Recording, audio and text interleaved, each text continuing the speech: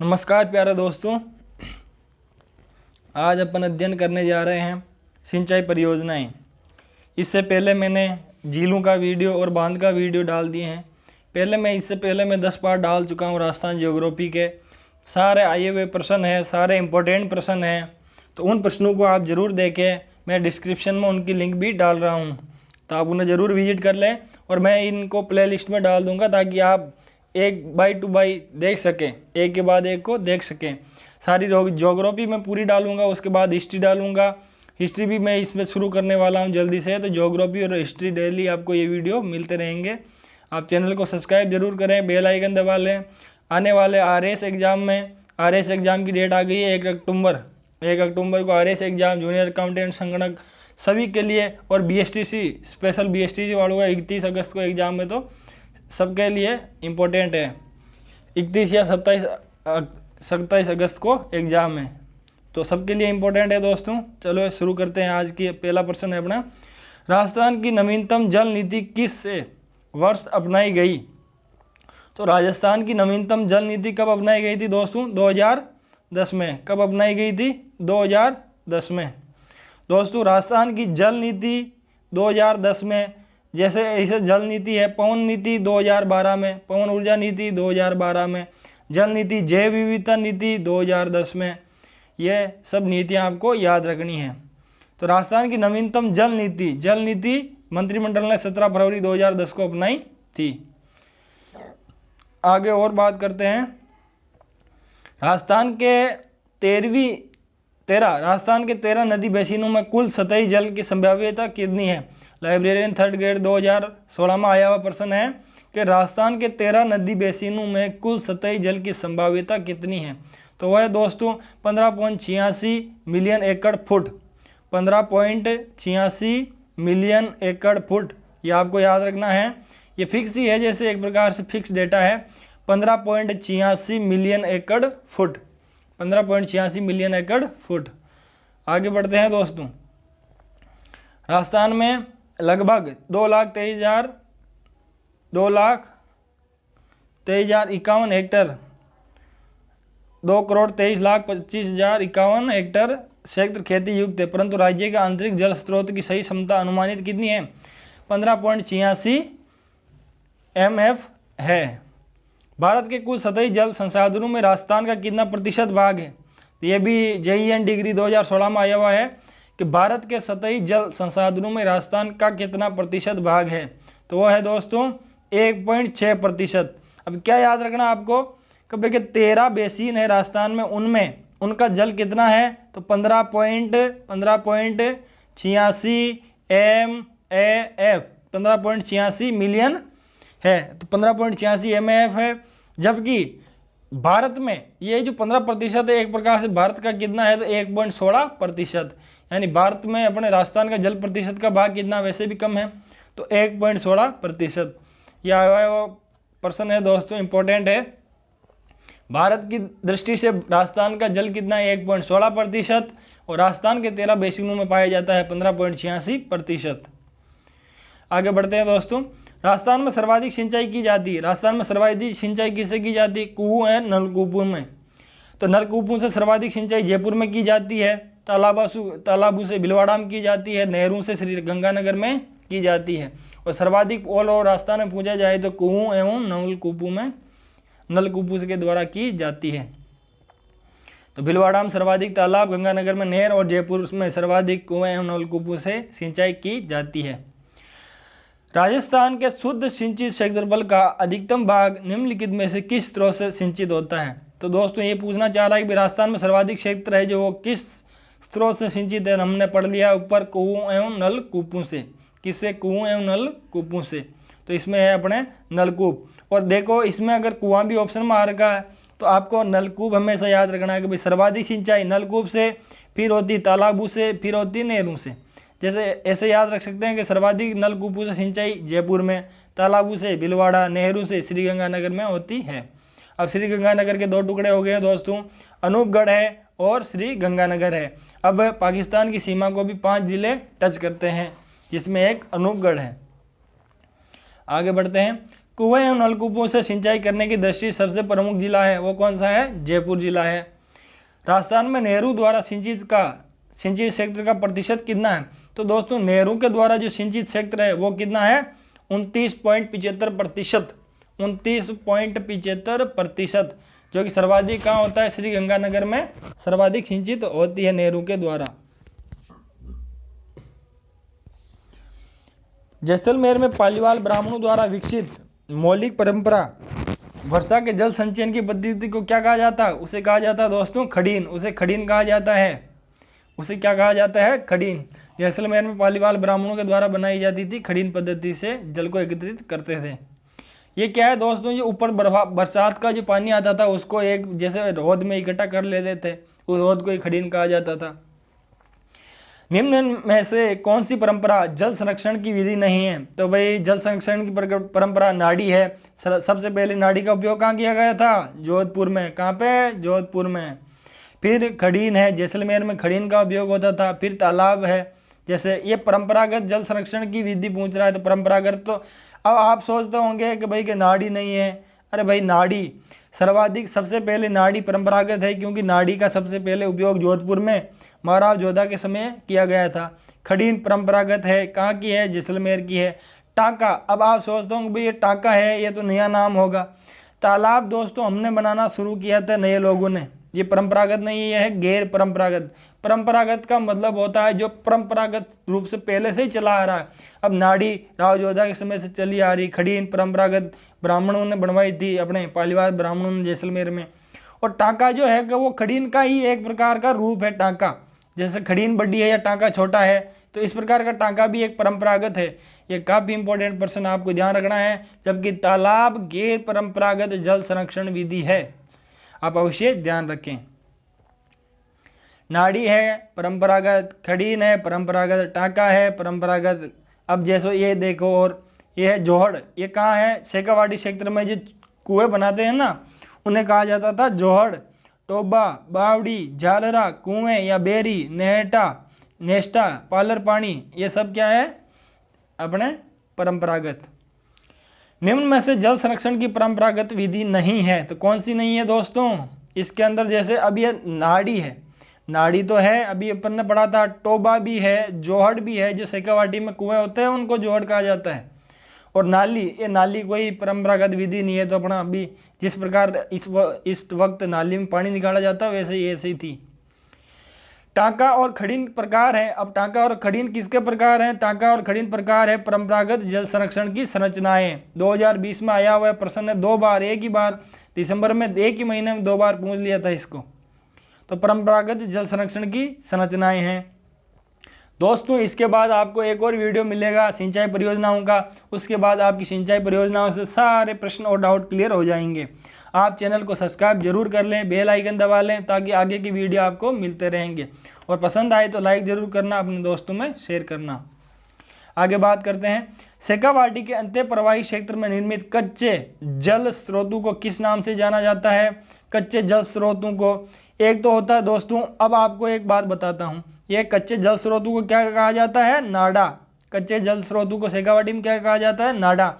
और जोहड़ जो होते हैं, जोहड़ भी शेखावाटी क्षेत्र में ही पाए जाते हैं। और जोहड़ कैसे होते हैं? जैसे पक्के मान लो उनको। तो कच्चा कौन सा है? नाडा। अपने गांव में होते हैं, मारवाड़ी भाषा में बोलते हैं माँ गाँव, तो बड़ा नाडो ही है सा। माँ गाँव का बड़े तो नाडो ही है, छोटा नाडा तो गाँव में हरगड्डी मिल जावे, तो नाडा। तो ये नाडा है कच्चा।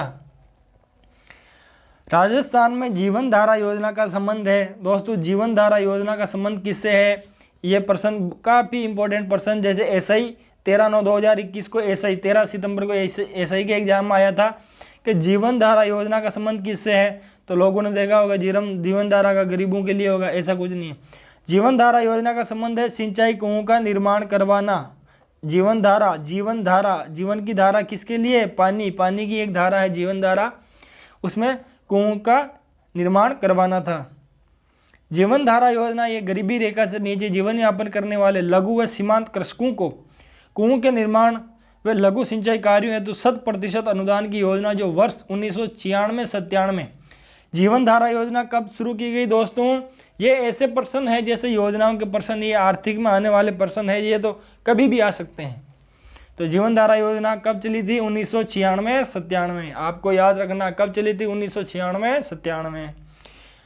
जीवन धारा योजना कब चली थी? 1996-97 में चली थी। इंदिरा गांधी नहर का निर्माण कार्य वर्ष 1958 से प्रारंभ हुआ और इसका उद्गम है। तो भाई इंदिरा गांधी नहर का उद्गम कहाँ से होता है? सतलज व्यास नदी के संगम पर हरिके बैराज बांध से होता है। 31 मार्च 1958 को, कब दोस्तों? 31 मार्च 1958 को शुरू इस परियोजना 1958 को शुरू हुई थी। इस परियोजना को सबसे पहले राजस्थान नहर के रूप में निकाला जाएगा। फिर 2 नवंबर 1984 को इसका नाम परिवर्तित कर दिया गया था और इसका नाम रख दिया गया था इंदिरा गांधी नहर कर दिया गया था। हरिके बैराज सतलज व्यास नदियों के संगम पर, कहाँ पर दोस्तों? हरिके बैराज से निकाली गई है। इस नहर को बाड़मेर की गडरा रोड तक विस्तारित किया गया, जिसे अपन क्या कहते हैं दोस्तों? उसे अपन कहते हैं जीरो पॉइंट उसे कहते हैं। इंदिरा गांधी नहर किस नदी से निकाली गई है? तो सतलज व व्यास नदी के संगम पर हरिके बैराज से निकाली गई है। अब दोनों ऑप्शन में दोस्तों व्यास भी आ जाए, सतलज भी आ जाए, रावी झेलम कुछ भी आ जाए, तो आपको याद रखना है सतलज नदी। यही है कि दोस्तों सतलज व्यास याद रखते हैं, फिर अपन सोचे कहाँ से निकली है। इंपॉर्टेंट है सतलज नदी से निकाली गई है इंदिरा गांधी नहर। इंदिरा गांधी नहर परियोजना की आधारशिला कब रखी गई थी? अपन ने पढ़ लिया है 31 मार्च 1958। 31 मार्च 1958 की इसकी आधारशिला रखी गई थी दोस्तों। इंदिरा गांधी नहर परियोजना राजस्थान के किस क्षेत्र को सिंचाई और पीने का पानी प्रदान करती है? तो किस क्षेत्र को सिंचाई और पीने का पानी प्रदान करती है? तो पश्चिमी क्षेत्र दोस्तों, पश्चिमी क्षेत्र को पीने का पानी और सिंचाई प्रदान करती है। श्री गंगानगर हुआ, अपने हनुमानगढ़, श्री गंगानगर, बीकानेर, जैसलमेर, बाड़मेर, इनको, जोधपुर को, इनको, और अब तो ये अपने इधर सीकर, चूरू और नागौर, इनमें भी इनसे पेयजल की आपूर्ति होती है। निम्नलिखित में से पश्चिमी राजस्थान में सिंचाई हेतु किस नहर परियोजना का विकास किया गया है दोस्तों? कांस्टेबल 2018 में आ रखा है। कांस्टेबल की नई भर्ती अभी आई हुई है, तो कांस्टेबल वाले जरूर पढ़ें, बीएसटी वाले जरूर पढ़ें। कांस्टेबल वाले, बीएसटीसी वाले, आरएएस वाले, जूनियर अकाउंटेंट, सभी आप इसको जरूर पढ़ें। सारे आए हुए पर्सन है इंपॉर्टेंट। तो इसका उत्तर हो जाएगा दोस्तों इंदिरा गांधी नहर परियोजना। इंदिरा गांधी नहर परियोजना। इंदिरा गांधी नहर परियोजना से किन जिलों को सिंचाई सुविधा प्राप्त हो रही है? तो ये अब देखना, जैसे आप इनको पढ़ो, बीकानेर को हो रही है, चूरू को मैंने बता दिया आपको, चूरू को होती है, सीकर तक को होती है दोस्तों, सीकर तक को चूरू को होती है, गंगानगर को होती है, हनुमानगढ़ को होती है, जैसलमेर को होती है, बाड़मेर को होती है, जोधपुर को होती है। अब इसमें देखना बीकानेर को भी होती है, चूरू को भी होती है, गंगानगर को भी होती है, हनुमानगढ़ को होती है, लेकिन कोटा को नहीं होती है। अब ये है कि भाई कि सीकर में इस वक्त तक, जैसे 1994 में पूछा गया है ये प्रश्न। कब पूछा गया दोस्तों? ये आरपीएससी जूनियर अकाउंटेंट 1994 में पूछा गया था। अभी जूनियर अकाउंटेंट की डेट है 17 सितंबर 2023। 17 सितंबर 2023 को एग्जाम होने वाला है दोस्तों। आप जरूर इसी की तैयारी करते रहें। 17 सितंबर 2023 को एग्जाम होने वाला है। ये 1994 में पूछा गया था। उस वक्त तक इसमें सीकर शामिल नहीं था, लेकिन अभी तक सीकर इसमें शामिल है। तो इस वक्त के हिसाब से तो ये भी ऑप्शन सही रहा बिल्कुल, लेकिन इसमें कोटा गलत हो गया, इसमें उस वक्त सीकर गलत हो गया, इनमें भी सीकर ही गलत हुआ था उस वक्त, और दौसा वैसे ही गलत हो गया। तो पहला ऑप्शन सही। निम्न में से राजस्थान का कौन सा क्षेत्र इंदिरा गांधी नहर से लाभान्वित होगा? तो वो है उत्तर पश्चिमी, या अपन कह सकते हैं पश्चिमी क्षेत्र। कथन दे रखा है और कारण है उसका, राजस्थान के पश्चिमी मरुस्थलीय जिलों में आजकल भरपूर खाद्यान्न फसलें उत्पन्न होती। अरे वाह भाई, भरपूर खाद्यान्न फसलें उत्पन्न होती है। इंदिरा गांधी नहर ने जैसलमेर और बाड़मेर जिलों में सिंचाई सुविधा प्रदान कर रखी है। तो भाई ये जो है खाद्यान्न फसलें उत्पन्न किस कारण हो रही है? क्या ये इस कारण हो रही है? बिल्कुल सही है दोस्तों, ये इस कारण हो रही है। तो कथन भी सही है और कारण भी सही है। कथन सही और कारण भी सही, पहला ऑप्शन राइट। इंदिरा गांधी नहर के पूर्ण होने पर राजस्थान के कितने क्षेत्रों में इसके द्वारा सिंचाई का लाभ प्राप्त हो सकेगा?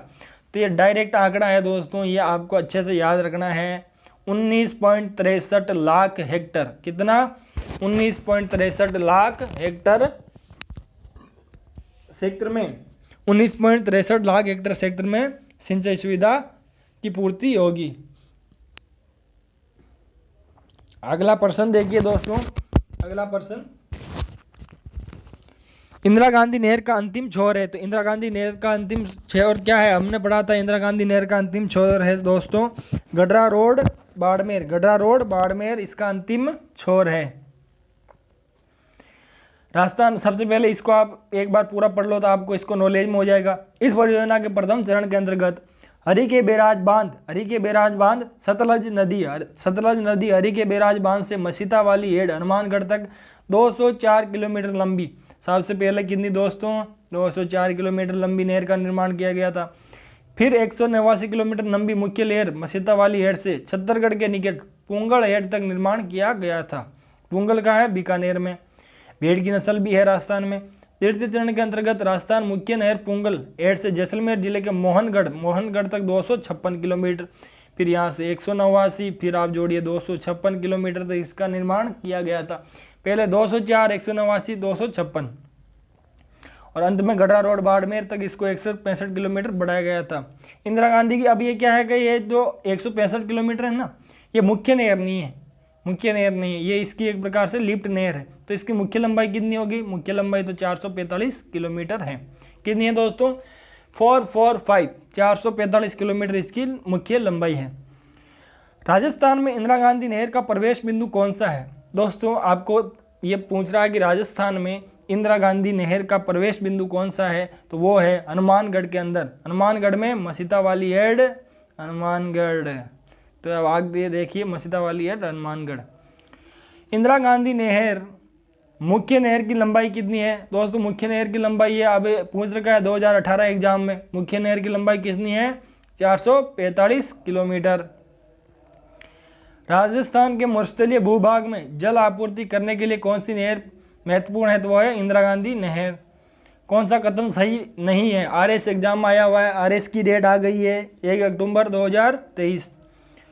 कुएं एवं नलकूप राजस्थान में सिंचाई के प्रमुख साधन है। भाई बिल्कुल, कुएं एवं नलकूप तो सिंचाई के प्रमुख साधन है। कौन सा कथन ये पूरा सही नहीं है? तो पहला तो सही है। गंग नहर का निर्माण 1927 में पूर्ण किया गया था, ये भी सही बात है। इंदिरा गांधी नहर के जल का उपयोग केवल सिंचाई के लिए होता है? दोस्तों केवल सिंचाई के लिए नहीं होता है, इसका उपयोग अपने पीने के लिए भी होता है। खड़ी शुष्क राजस्थान में जल संरक्षण की परंपरागत विधि है पालीवाल ब्राह्मणों के द्वारा, बिल्कुल सही बात है, तो आप जरूर याद रखें। इसे राजस्थान की मरुगंगा व जीवन रेखा भी कहा जाता है। इसका प्रारूप कंवर सेन ने तैयार किया था और इसकी आधारशिला कब किसने रखी थी? 31 मार्च 1958 को श्री गोविंद वल्लभ पंत ने रखी थी। इंदिरा गांधी नहर परियोजना विचार किसके दिमाग की उपज है? तो किसके दिमाग की उपज है दोस्तों? कंवर सेन ने एक किताब लिखी थी, बीकानेर राज्य के लिए पानी की आवश्यकता। किताब का नाम क्या था दोस्तों? बीकानेर राज्य के लिए पानी की आवश्यकता। उसमें इन्होंने गंग नहर परियोजना का इन्होंने पहले जिक्र किया था, उसी में जैसे इंदिरा गांधी नहर परियोजना का जन्म हुआ था। राजस्थान की सबसे वृहद सिंचाई परियोजना है इंदिरा गांधी नहर परियोजना। किसे राजस्थान की मरुगंगा के नाम से जाना जाता है? इंदिरा गांधी नहर परियोजना। ये सारे प्रश्न दोस्तों इंदिरा गांधी नहर परियोजना से थे। बाकी आगे भी अभी इसके मैं लगभग आपको एक वीडियो और दूंगा, तो काफ़ी बड़ा, दोनों वीडियो बड़े वीडियो हैं, तो आप इनको जरूर देखें, आपके सारे डाउट क्लियर हो जाएंगे। इंदिरा गांधी नहर परियोजना के जनक किसे माना जाता है दोस्तों? तो उन्हें माना जाता है कंवर सेन को। किसको? कंवर सेन को। और कंवर सेन के नाम से आपको पता है कि एक लिफ्ट नहर भी है। इससे कुल कितनी लिफ्ट नहरें हैं? 7 लिफ्ट नहरें जैसे, तो उनमें एक का नाम है कंवर सेन। इंदिरा गांधी नहर की शाखाओं का उत्तर से दक्षिण सही क्रम है। दोस्तों इंदिरा गांधी नहर ऐसे बहती है, तो ये रहा उत्तर और ये रहा दक्षिण। इसमें आपको क्रम बताना है, सही क्रम कौन सा है? तो सबसे पहले जैसे यहाँ श्री गंगानगर के ऊपर यहाँ आती है अनूपगढ़ शाखा, तो अनूपगढ़, फिर आता है बीकानेर में पुंगलगढ़, फिर आता है बिरसलपुर और फिर आता है चारणवाला। ये तीसरा ऑप्शन आपका राइट हो जाएगा। अब आप पूरा देख लीजिए कि क्रम से सूरतगढ़ श्री गंगानगर में, अनूपगढ़, फिर ये बीकानेर में अनूपगढ़, अभी अनूपगढ़ जिला बन गया है, तो सूरतगढ़ श्री गंगानगर में, अनूपगढ़ खुद जिला बन गया है, पुंगलगढ़, दातौर, बिरसलपुर, चारवाला, शहीद बीरबल, सागरमल, गोपा, ये शाखाएं हैं इसकी। इंदिरा गांधी नहर परियोजना में लिफ्ट नहरों की संख्या कितनी दोस्तों? मैंने आपको बता दिया कितनी लिफ्ट नहरें हैं? 7 लिफ्ट नहरें हैं। अब आगे देखिए, इनका पुराना नाम और नया नाम दोनों एक साथ दे रखा है। तो पहली कौन सी है, जैसे कंवर सेन लिफ्ट नेहर। कैसे याद रखेंगे भाई कि नया और पुराना। अभी का नाम क्या है जो दोस्तों, कंवर सेन लिफ्ट नेहर, और यहाँ है करण, यहाँ क्या है दोस्तों, करण। तो लूणकरणसर लिफ्ट नहर पहली एवं सबसे लंबी लिफ्ट नहर है। ये गंगानगर और बीकानेर को जलापूर्ति प्रदान करती है। कितने जिलों को दोस्तों, ऊपर से गंगानगर और बीकानेर, इन दोनों को जलापूर्ति करती है। कौन सी, कंवर सेन लिफ्ट नहर, जिसे लूणकरणसर लिफ्ट नहर कहते हैं। आगे है फिर दूसरी, चौधरी कुंभाराम लिफ्ट नहर। चौधरी कुंभाराम लिफ्ट नहर, इसे कहा जाता है नौहर सोवा लिफ्ट नहर। भाई चौधरी साहब हैं, अब चौधरी साहब कहाँ से रहे हैं, चौधरी साहब है नौहर सोवा, कहाँ के हैं, नौहर सोवा के हैं चौधरी कुंभाराम। तो चौधरी कुंभाराम लिफ्ट नहर, नौहर सोवा लिफ्ट नहर, हनुमानगढ़, बीकानेर, चूरू और झुंझुनू, इनको जलापूर्ति करती है। 4 जिलों को करती है भाई। फिर है पन्नालाल बारूपाल लिफ्ट नहर, ये इसे गजनेर लिफ्ट नहर भी कहते हैं। ये बीकानेर और नागौर को जलापूर्ति करती है। पन्नालाल है, नए इसी के अंदर है, नागौर और बीकानेर को जलापूर्ति करती है।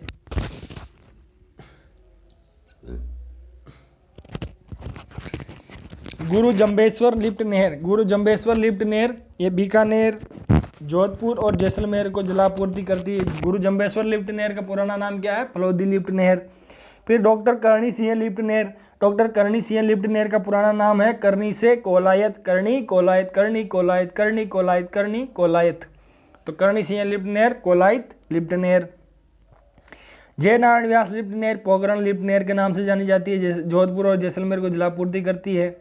वीर तेजाजी लिफ्ट नहर, जिसे बांगड़सर लिफ्ट नहर भी कहा जाता है, सबसे छोटी लिफ्ट नहर है। कौन सी, सबसे छोटी लिफ्ट नहर कौन सी है दोस्तों, वीर तेजाजी लिफ्ट नहर बीकानेर की जलापूर्ति करती है। ऐसी कौन सी नहर है दोस्तों जो सिर्फ एकमात्र जिले को जलापूर्ति करती है, तो वो है बीकानेर। जैसे बीकानेर को जलापूर्ति करने वाली, या यूं पूछ ले कि एकमात्र जिले को जलापूर्ति करने वाली, वो है वीर तेजाजी लिफ्ट नहर। आगे बढ़ते दोस्तों, राजस्थान में इंदिरा गांधी नहर परियोजना के लिफ्ट नहरों की स्थिति 1st, 2nd, 3rd, 4th में प्रदर्शित की गई है। मानचित्र के निम्न दिए गए क्रम में उन्हें पहचान तथा उत्तर दीजिए। आर्य इसमें आया हुआ प्रश्न है दोस्तों। आगे अपन बढ़ते हैं इसमें। अब ये इनका क्रम ही है एक प्रकार से। तो जय नारायण व्यास लिफ्ट नहर, फिर है डॉक्टर करणी सिंह लिफ्ट नहर, फिर आती कंवर सेन लिफ्ट नहर, और फिर आती चौधरी कुंभाराम लिफ्ट नहर। क्या ये सही है? आगे वाला ऑप्शन पढ़ते हैं दोस्तों। जय नारायण व्यास लिफ्ट नहर, कंवर सेन लिफ्ट नहर, फिर आती है करणी सिंह लिफ्ट नहर, और फिर आती चौधरी कुंभाराम। तो दोस्तों सबसे पहले आती है जय नारायण व्यास लिफ्ट नहर, फिर आती है करणी सिंह लिफ्ट नहर, फिर आती कंवर सेन लिफ्ट नहर और चौधरी कुंभाराम लिफ्ट नहर। ये इन 4 लिफ्ट नहरों को ऊपर से नीचे का क्रम है। ये प्रॉपर नहीं है, लेकिन ऊपर से नीचे इन लिफ्टों का तो यही क्रम है। अब यह राजस्थान के उक्त मानचित्र में इंदिरा गांधी नहर की लिफ्ट परियोजनाओं की स्थिति दर्शाई गई है। इनको क्रमावली से इनका सही अनुक्रम पहचानिए। तो इनका सही अनुक्रम पहचानना है दोस्तों। सबसे पहले कौन सी आ जाएगी? सबसे पहले कौन सी आ जाएगी दोस्तों? चौधरी कुंभाराम आर्य लिफ्ट नहर। चौधरी कुंभाराम आर्य लिफ्ट नहर कितने जिलों को जलापूर्ति करती है? 4 जिलों को इसका जलापूर्ति करती है। और चौधरी कुंभाराम लिफ्ट नहर का पुराना नाम क्या है? नौहर सोवा लिफ्ट नहर। फिर है पन्नालाल बारूपाल लिफ्ट नहर। चौधरी कुंभाराम के बाद काका पन्नालाल के बाद करणी सिंह जी, और उसके बाद जयनारायण व्यास लिफ्ट नहर, जो कि अंतिम रूप में आती है। आगे बढ़ते हैं दोस्तों। वीडियो पसंद आए तो लाइक जरूर करें। अब यहाँ पे मिलाना है हमको कि किस किस जिले में जलापूर्ति करती है। तो भाई जयनारायण व्यास लिफ्ट नहर किन जिलों को जलापूर्ति करती है? तो जोधपुर के साथ जैसलमेर। यानी पहले का 3rd किस में है भाई? पहले का 3rd अपने तीसरा ऑप्शन में भी है, पहले में भी है। फिर आगे बढ़ते हैं। दूसरा चौधरी कुंभाराम कितने को? 4 को करते हैं, लेकिन यह मौजूदा ऑप्शन में कौन कौन हो जाएगा? जैसे जोधपुर, बीकानेर। फिर आगे पन्नालाल बारूपाल बीकानेर नागौर को करता है। डॉक्टर करणी सिंह जोधपुर और बीकानेर को सिंचाई आपूर्ति सुविधा प्रदान करता है।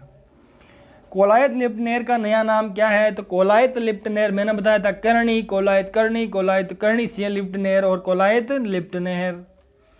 आगे बात करते हैं, इंदिरा गांधी नहर की चौधरी कुंभाराम लिफ्ट से राजस्थान के कौन से जिले लाभान्वित है? तो भाई चौधरी कुंभाराम लिफ्ट नहर से कौन से जिले लाभान्वित है? तो हनुमानगढ़ है दोस्तों, हनुमानगढ़ है, चूरू है, श्री गंगानगर है, ये जिले इससे लाभान्वित है। बीकानेर भी है। निम्नलिखित में से कौन हनुमानगढ़ व चूरू जिलों के लिए जल का स्रोत है? जल का स्रोत है तो कौन है दोस्तों? वो है अपने चौधरी कुंभाराम लिफ्ट नहर। निम्न युग में से कौन सी चौधरी कुंभाराम नहर द्वारा लाभान्वित है? तो वो है, देखो, हनुमानगढ़ हो गया, श्री गंगानगर हो गया, फिर आगे अपने चूरू, झुंझुनू, ये चारों जिले हो गए। बीकानेर नहीं आता, सॉरी मैंने बताया गलत ऊपर, बीकानेर नहीं आता है। हनुमानगढ़, झुंझुनू, श्री गंगानगर और चूरू। इंदिरा गांधी नहर की जयनारायण व्यास लिफ्ट नहर से राजस्थान के कौन से जिले लाभान्वित है? जयनारायण लिफ्ट नहर सबसे नीचे लास्ट में आती है, जोधपुर और जैसलमेर, जोधपुर और जैसलमेर, जोधपुर और जैसलमेर। जयनारायण व्यास, जोधपुर, जैसलमेर, जयनारायण व्यास, जोधपुर, जैसलमेर। निम्नलिखित में से कौन सी लिफ्ट नहर इंदिरा गांधी नहर पर बनाई गई लिफ्ट नहर थी? तो इंदिरा गांधी नहर पर बनाई गई पहली लिफ्ट नहर कौन सी थी दोस्तों? उसका नाम है कंवर सेन लिफ्ट नहर। कंवर सेन। सबसे पहले कौन आए थे? हमारे कंवर शाह आए थे। कौन आए थे दोस्तों? कंवर शाह आए थे, कंवर शाह। और कंवर शाह क्या कर रहे थे? लूण खा रहे थे, लूण। इसका पुराना नाम है दोस्तों लूणकरण सर लिफ्ट नहर। यह है कि भाई कि ये पूछा हुआ 2019 में कि भाई कि इंदिरा गांधी नहर पर बनाई गई, अब ये क्रम नहीं पूछ रहा, ये पूछ रहा पहली लिफ्ट नहर कौन सी थी? तो वो थी कंवर सेन लिफ्ट नहर। आगे है, पन्ना लाल बारूपाल लिफ्ट केनाल के मुख्य या प्रमुख स्रोत कौन से जिलों को जलापूर्ति की जाएगी? इनसे कौन से जिलों को जलापूर्ति की जाएगी? तो वो है बीकानेर और नागौर। ये मैंने बता दिया आपको। आगे पन्नालाल बारूपाल केनाल के जल का स्रोत है। तो पन्नालाल बारूपाल केनाल के जल का स्रोत क्या है दोस्तों? हरिके बैराज, हरिके बैराज, सतलज नदी। आगे बढ़ते हैं, ये आपको जिले मिलाने हैं कहाँ कहाँ जलापूर्ति करती है। तो भाई गजनेर लिफ्ट नहर, गजनेर लिफ्ट नहर इसका पुराना नाम है, नया नाम क्या है? पन्नालाल बारूपाल। ये करती है बीकानेर और नागौर को। अब इसमें बीकानेर भी है, नागौर भी है, तो अपन को दूसरा और देखना पड़ेगा। जैसे अब राजीव गांधी लिफ्ट नहर है तो ये सिर्फ ओनली एकमात्र जोधपुर को करती है। तो सी का 2 अपने को ढूंढना है। सी का 2 जिसमें है वही अपना उत्तर है, और वो उत्तर हो गया 3 नंबर। ठीक है दोस्तों, आगे बढ़ते हैं। दोस्तों वीडियो को लाइक ज़रूर करें, दोस्तों में शेयर ज़रूर करें, और चैनल को सब्सक्राइब जरूर करें और बेल आइकन दबा लें। सब्सक्राइब करने से क्या है कि दोस्तों, सब्सक्राइब करने के बाद बेल आइकन दबा लो तो आपको तुरंत नोटिफिकेशन मिल जाएगा वीडियो का, और डेली वीडियो आता रहेगा आपके लिए। कंवर सेन लिफ्ट नहर द्वारा लाभान्वित जिला कौन सा है? तो वो है बीकानेर गंगानगर, बीकानेर गंगानगर। कंवर सेन लिफ्ट नहर, कंवर सेन लिफ्ट नहर से बीकानेर और गंगानगर। जिले के निम्नलिखित समूह में से किस समूह में इंदिरा गांधी नहर का पानी केवल पीने के उद्देश्य के लिए उपयोग में आता है? काफ़ी अच्छा प्रश्न है दोस्तों। कांस्टेबल 2018 में आ रखा है, कांस्टेबल की नई भर्ती आ गई है, 3578 पोस्टें हैं, तैयारी करते रहो, प्रश्न पढ़ते रहो। झुंझुनू, सीकर, नागौर, बाड़मेर, जयपुर, जोधपुर, पाली, यानी ऐसे किस में है? तो झुंझुनू में सिर्फ पीने के लिए, क्योंकि दोस्तों ये जो इसके ये जैसे एक सीमा है, इससे जो दूर दूर है ना, इससे जो ज़्यादा दूर हैं, जैसे झुंझुनू है, फिर सीकर हैं, तो फिर नागौर हैं, और जैसे यहाँ दूर बाड़मेर हैं, तो इनमें सिर्फ पीने के लिए उपयोग में आता है। झुंझुनू, सीकर, नागौर और बाड़मेर में पीने के लिए उपयोग में आता है। निम्न में से किस स्थान पर इंदिरा गांधी नहर परियोजना से पेयजल नहीं पहुँच जाता है? तो वो है पाली, पाली में नहीं जाता है। चंबल नदी घाटी परियोजना पर निम्न 2 बांध राजस्थान में है, तो कौन से हैं भाई? मैंने अभी आपको कल ही वीडियो दिया था। सबसे पहले गांधी सागर जो कि एमपी में है, फिर है अपना राणा प्रताप सागर, फिर कोटा बैराज, और फिर आता है अपने जवाहर सागर। तो कौन से हैं? जवाहर सागर एवं राणा प्रताप सागर। अब ये आप जरूर पढ़ लें, इसकी डिटेल है, तो ये गांधी सागर है। गांधी सागर की विद्युत क्षमता कितनी है दोस्तों?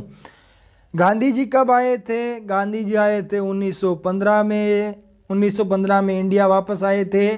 तो 115 मेगावाट बिजली का उत्पादन होता है गांधी सागर से।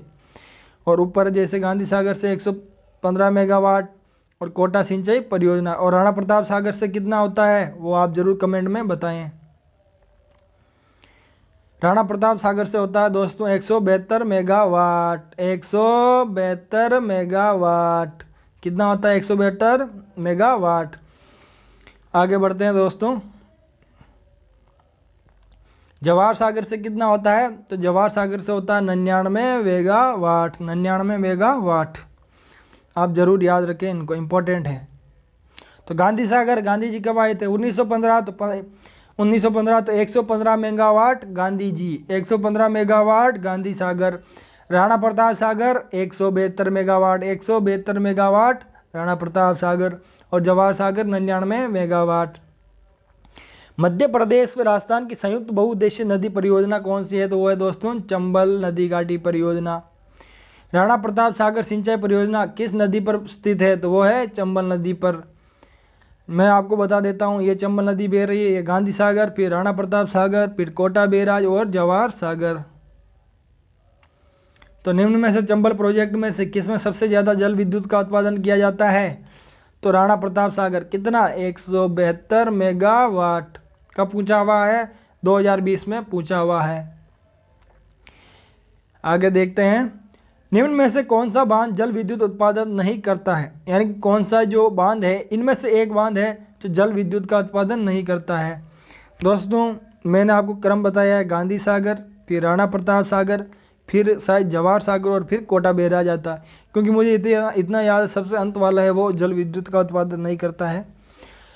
तो भाई जवाहर सागर कितना करता है? 99 megawatt. Gandhi Sagar 115 megawatt. Rana Pratap Sagar 172 megawatt.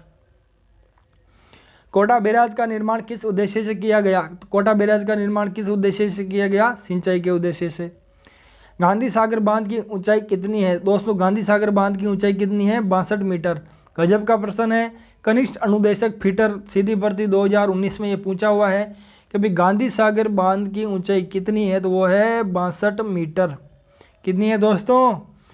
62 metre. Gandhi Sagar, Gandhi Sagar कहाँ है? एमपी के अंदर। तो उसकी ऊंचाई कितनी है? 62 मीटर। याद रख सकते हो आप, 62 मीटर। माही बजाज परियोजना संयुक्त उपक्रम है। तो ये यूआरओ एसीएफ एग्जाम, एफआरओ के एग्जाम में पूछा हुआ है। तो माही बजाज सागर राजस्थान और गुजरात, ये तीनों की है। वैसे राजस्थान जैसे इनमें मध्य प्रदेश राजस्थान आ रहा है, लेकिन ये माही बजाज सागर परियोजना संयुक्त उपक्रम है राजस्थान और गुजरात का। अब राजस्थान और गुजरात की संयुक्त परियोजना में राजस्थान का हिस्सा 45% है। दोस्तों इसमें क्या क्या जो बिजली उत्पादन होता है, जैसे तो इसमें अपना जैसे 45% हिस्सा है, सॉरी इसमें अपना राजस्थान का हिस्सा नॉर्मल है 45%, लेकिन इससे जो बिजली का उत्पादन होता है वो राजस्थान 100% बिजली का उत्पादन करता है। इसके पानी में अपना है, जैसे गुजरात का है 55, गुजरात पानी का 55:45 राजस्थान उपयोग करता है, लेकिन बिजली का 100% उत्पादन होता है वो राजस्थान उपयोग करता है। माही बजाज परियोजना राजस्थान व गुजरात की संयुक्त परियोजना है, जिसमें राजस्थान का प्रतिशत कितना है दोस्तों? 45%। माही बजाज सागर परियोजना का मुख्य बांध किस स्थल पर निर्मित है? मुख्य बांध किस स्थल पर निर्मित है दोस्तों? बोरखेड़ा बांसवाड़ा में निर्मित। कहाँ पे है? बोरखेड़ा बांसवाड़ा। निम्नलिखित में से राजस्थान की कौन सी विद्युत परियोजना राज्य के स्वयं की पूर्ण स्वामित्व वाली परियोजना है? तो भाई चंबल नदी परियोजना तो है नहीं, क्योंकि मध्य प्रदेश भी इसमें शामिल होता है। व्यास है नहीं, और ये है कि भाई के सतपुड़ा भी नहीं है। लेकिन माही क्या है? पूर्ण स्वामित्व, यानी कि 100% बिजली राजस्थान को इसमें मिलती है। वैसे कहाँ प्रोजेक्ट गुजरात और राजस्थान का मिला हुआ है, लेकिन इसमें पूर्ण रूप से 100% बिजली राजस्थान को मिलती है। निम्न में से कौन सा जिला माही हाई लेवल केनाल शुद्ध पेयजल प्रोजेक्ट के प्रत्यक्ष रूप से संबंधित नहीं है? तो कौन सा नहीं है दोस्तों? अब यह है कि भाई का आप देखते होंगे, अब इसको प्रश्न को जरा एक बार देखो, 2018 में आया हुआ है। माही हाई लेवल कैनाल शुद्ध पेयजल प्रोजेक्ट। अब ये है माही हाई लेवल कैनाल शुद्ध पेयजल प्रोजेक्ट। इसमें राजसमंद को पेयजल की आपूर्ति की जाएगी। इंपॉर्टेंट है, इंपॉर्टेंट पर्सन है, इसे जरूर याद रखें क्योंकि आप डूंगरपुर कभी किसी हालत में नहीं करते, लेकिन इसका उत्तर डूंगरपुर है। राजसमंद में इसकी आपूर्ति की जाती है। माही हाई लेवल कैनाल शुद्ध पेयजल प्रोजेक्ट। राजसमंद, चित्तौड़गढ़ शामिल, उदयपुर शामिल, लेकिन डूंगरपुर शामिल नहीं है। राजस्थान बजट 2018-19 में रीजन वाटर ग्रिड बनाकर राज्य में पेयजल की उपलब्धता आपूर्ति का दूरगामी समाधान करने के लिए राजसमंद, चित्तौड़गढ़ एवं उदयपुर के ग्रामीण क्षेत्रों में शुद्ध पेयजल के लिए 450 करोड़ की लागत से Mahi high level canal Jaisamand drinking water परियोजना शुरू की गई थी। बीसलपुर परियोजना का संबंध किस नदी से दोस्तों? वो है बनास नदी। कहाँ पे स्थित है? टोंक में स्थित है। कहाँ स्थित है दोस्तों? टोंक में। टोंक जिले के टोडा राय सिंह कस्बे में स्थित है बीसलपुर बांध परियोजना। राजस्थान की सबसे बड़ी पेयजल जलापूर्ति परियोजना है।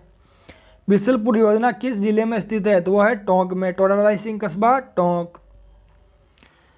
रफ्तार थोड़ी तेज है दोस्तों, लेकिन क्या करें, प्रश्न भी काफ़ी है, तो आपको सारे प्रश्न जरूर दिखाऊंगा मैं। सारे प्रश्न सॉल्व करने हैं और एक बार प्रश्न को पढ़ लिया तो उसके काफ़ी प्रश्न इसके अंदर दे रखे हैं, तो वो बस तुरंत हो जाते हैं। निम्नलिखित में से कौन सा जिला बीसलपुर परियोजना से सीधे लाभ प्राप्त नहीं कर रहा? तो कौन सा सीधे लाभ प्राप्त नहीं कर रहा? टोंक तो करता है दोस्तों। जैसे अजमेर में भी बीसलपुर परियोजना का पानी आता है पेयजल के रूप में।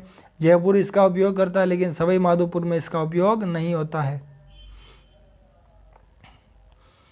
राजस्थान के रेखा मानचित्र पर 1, 2, 3, 4 परियोजनाएं स्थित दर्शाई गई है, तो ये परियोजनाओं का आपको सही नहीं है। कौन सा इसमें सही नहीं है? जैसे भाई 1 पे है तो यहाँ तो माई बजाज सागर है, बिल्कुल सही है। 2 नंबर है तो इस 2 नंबर पर क्या है दोस्तों? चंबल, बिल्कुल सही है। 3 नंबर यहाँ बीसलपुर कहाँ से आ जाएगा भाई? और ये सिद्धमुख, नौर, हनुमानगढ़ सही है, लेकिन बीसलपुर कहाँ आनी चाहिए थी? यहाँ पे है। जैसे ये जयपुर है, यहाँ है टोंक, यहाँ है टोंक, तो यहाँ आनी चाहिए थी। बीसलपुर बांध में पानी की आवक बढ़ाने हेतु निम्नलिखित में से कौन सी पेयजल परियोजना तैयार की गई है? तो वो कौन सी है? बामणी नदी और बनास परियोजना। यानी बीसलपुर बांध में बनास नदी का पानी तो आता ही है, लेकिन और एक नदी है जैसे ब्राह्मणी नदी को भी जोड़ा गया ताकि इसमें पानी ज़्यादा आए, ज़्यादा पानी की आवक के लिए। आगे बढ़ते हैं दोस्तों।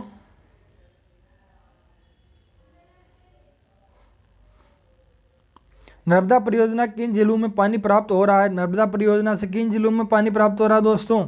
तो जालोर और बाड़मेर। ये राजस्थान पुलिस कांस्टेबल में आया हुआ था प्रश्न।